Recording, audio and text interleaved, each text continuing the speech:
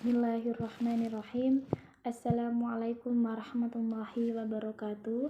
Perkenalkan, nama saya Maliatur Rahma. Saya dari Prodi PAI 2D.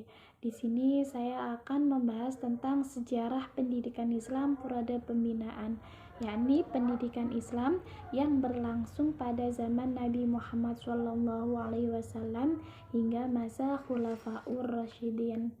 Pendidikan Islam dimulai sejak Nabi Muhammad SAW diangkat menjadi Rasul di Mekah, dan sekaligus beliaulah yang menjadi gurunya. Sejarah pendidikan Islam pada Nabi Muhammad SAW terbagi menjadi dua bagian, yakni ada periode Madinah dan ada periode Mekah. Nah, pada periode Mekah ini Nabi Muhammad SAW lebih menitik beratkan pada pembinaan moral dan akhlak serta tauhid kepada masyarakat Arab yang bermukmin di Mekah. Sedangkan pada periode Madinah, Nabi Muhammad melakukan pembinaan sosial dan politik. Disinilah pendidikan Islam berkembang sangat cepat. Intisari dari pendidikan Islam pada periode ini disandarkan pada Al-Quran dan As-Sunnah. Berbicara tentang pendidikan pada masa Rasulullah tidak lepas dari sejarah pendidikan Islam dan sejarah Islam. Priorisasi tentang sejarah pendidikan Islam dapat dikatakan beberapa pada periode sejarah Islam itu sendiri, yakni tentang pertumbuhan dan pendidikan Islam itu dibagi menjadi 5 periode, yakni periode pembinaan Islam yang berlangsung pada zaman Nabi Muhammad SAW baik sebelum menjadi nabi maupun setelah menjadi nabi. Sedangkan yang kedua adalah periode pertumbuhan pendidikan Islam yang berlangsung sejak Nabi Muhammad SAW wafat sampai akhir Bani Umayyah, yang ditandai dengan berkembangnya ilmu-ilmu nakliyah. Sedangkan yang ketiga adalah periode kejayaan atau puncak perkembangan pendidikan Islam yang berlangsung sejak permulaan Daulah Abbasiyah sampai dengan jatuhnya Baghdad, yang diwarnai dengan perkembangnya ilmu-ilmu akliyah dan timbulnya madrasah serta puncak perkembangan kebudayaan Islam. Sedangkan periode yang keempat adalah tentang kemunduran pendidikan Islam, yaitu sejak jatuhnya Baghdad sampai jatuhnya Mesir di tangan Napoleon, yang ditandai dengan runtuhnya sendi-sendi kebudayaan Islam dan perpindahnya pusat-pusat perkembangan kebudayaan ke dunia barat. Dan periode yang kelima adalah pembaruan pendidikan Islam, yakni yang berlangsung sejak penduduk Mesir ke Napoleon sampai ke masa kini, yang ditandai dengan gejala-gejala kebangkitan umat dan kebudayaan Islam.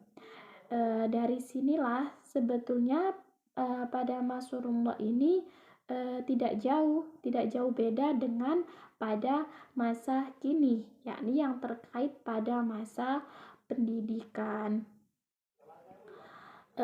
Lalu di sini ini menekankan yakni banyaknya pada periode Nabi Muhammad SAW pendidikan ini yakni bertujuan atau memiliki tujuan yang lebih banyak, yakni untuk mengembangkan pusat pendidikan pada masa itu.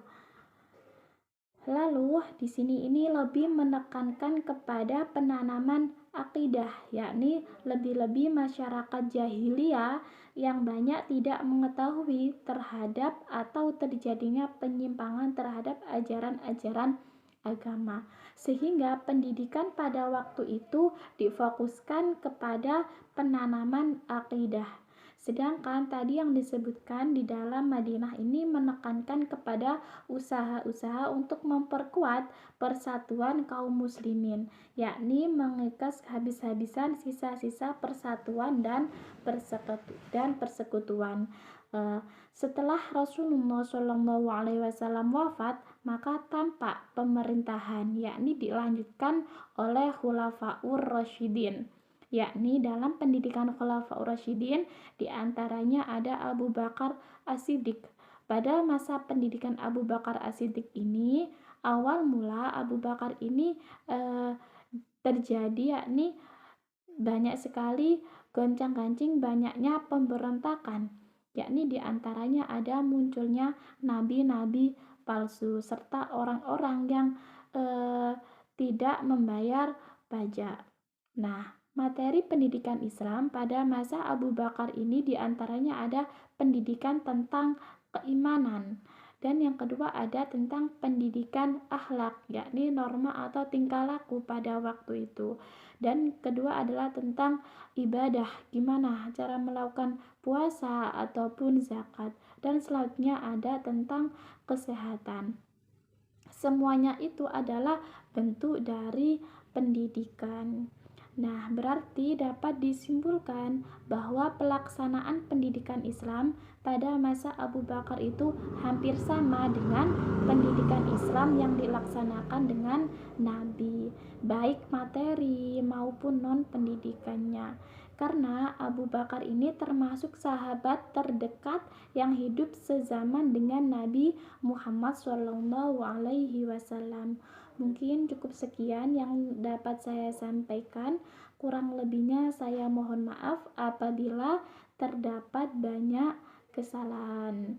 Akhirul kalam. Wassalamualaikum warahmatullahi wabarakatuh.